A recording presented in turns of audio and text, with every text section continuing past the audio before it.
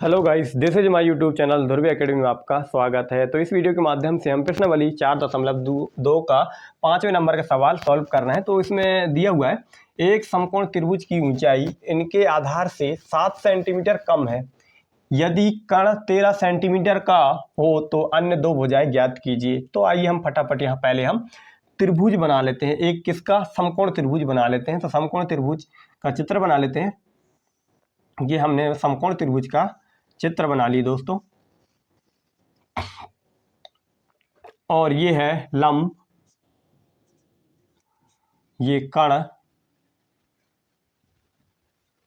और ये आधार। हमने समकोण त्रिभुज का चित्र बना ली। इसमें लंब, आधार, कर्ण। तो इसमें क्या बोल रहा है, एक समकोण त्रिभुज की ऊंचाई यानी ये लंब ऊंचाई इनके आधार से, किनके आधार, इनके आधार से 7 सेंटीमीटर कम है। कौन है 7 सेंटीमीटर कम ऊंचाई से? तो ऊंचाई कितनी होनी चाहिए दोस्तों? तो यहाँ पे हम मान लेते हैं, माना ऊंचाई बराबर x। यहाँ पे हम कितना मान लेते हैं दोस्तों? ऊंचाई x मान लेते हैं। फिर x इनके आधार से 7 सेंटीमीटर कम है। कौन है 7 सेंटीमीटर कम? आधार से। किससे? आधार से। तो यहाँ पे आधार मान लेते हैं। यहाँ लिख देते हैं थोड़ा सा, त्रिभुज की आधार, त्रिभुज की आधार ऊंचाई इनके आधार से कितना है? x माइनस 7 सेंटीमीटर कम है। यहाँ पे हम ये मान लिए और यहाँ पे हम सेंटीमीटर का चिन्ह भी लगा देंगे। अब आगे क्या कह रहा है, यदि कर्ण 13 सेंटीमीटर का हो तो अन्य दो भुजाएं ज्ञात कीजिए। अब हमें कर्ण का वैल्यू कितना है दोस्तों? कर्ण बराबर 13 सेंटीमीटर। कर्ण का वैल्यू प्राप्त हो चुका है, आधार का वैल्यू प्राप्त हो चुका है और लंब यानी ऊंचाई का, ये लंब है, ऊंचाई का प्राप्त हो चुका है। तो हमें तीनों वैल्यू प्राप्त हो गए। अब हम यूज कर लेते हैं पाइथागोरस प्रमेय वाला सूत्र।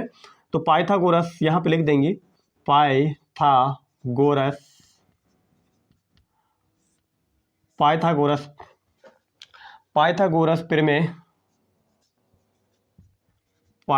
प्रमेय से इसका फॉर्मूला क्या होता है दोस्तों?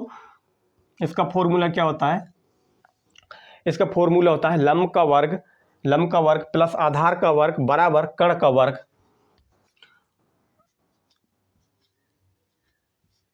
लंब का वर्ग प्लस आधार का वर्ग बराबर कर्ण का वर्ग। तो हमें यहाँ लंब कितना है दोस्तों? x। तो यहाँ पे x लिख देते हैं और स्क्वायर प्लस आधार कितना है दोस्तों? यहाँ कोष्टक बंद कर लेते हैं अभी। x माइनस 7 और स्क्वायर बराबर कर्ण कितना है दोस्तों? 13 और इसका होल स्क्वायर। अब इसको हम होल स्क्वायरों को खोल लेते हैं दोस्तों।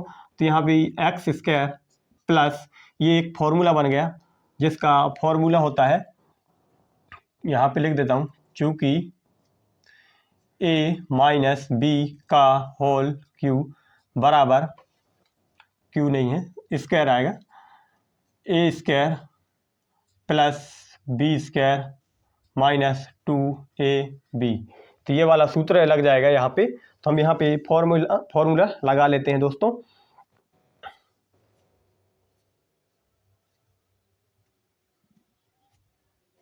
तो अब यहाँ हम फॉर्मूला लगा लेते हैं दोस्तों। तो एक्स स्क्वायर प्लस 7 का वर्ग और माइनस 2 और ए की जगह में कितना है दोस्तों? एक्स और बी की जगह में कितना है दोस्तों? 7 बराबर 13 का वर्ग कितना होता है दोस्तों? 169 और एक्स स्क्वायर प्लस 7 का वर्ग 49 माइनस 2 का गुणा एक्स में करेंगे और 2 का गुणा 7 में करेंगे तो 7 दूनी 14, एक्स बराबर 169।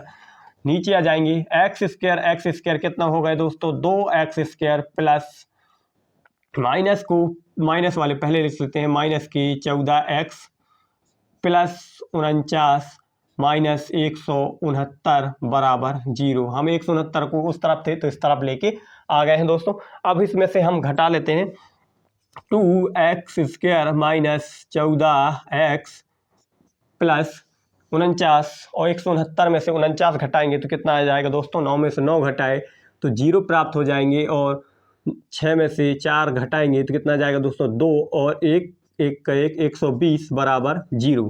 अब यहाँ से दोस्तों हम दो कॉमन ले लेते हैं, या तो 2 से हम भाग दे देते हैं, तब हमें समीकरण एकदम और सरल हो जाएगा। तो यहाँ से 2 से भाग दे देते हैं, 2 से भाग देने पर हम 2 से यहाँ भाग दे देते हैं दोस्तों, तो हम इस तरफ लिख लेते हैं। 2 से भाग देने में कितना आ जाएगा दोस्तों, x² माइनस के, थोड़ा ऊपर से लिख लेते हैं दोस्तों क्योंकि सवाल थोड़ा सा लंबा है।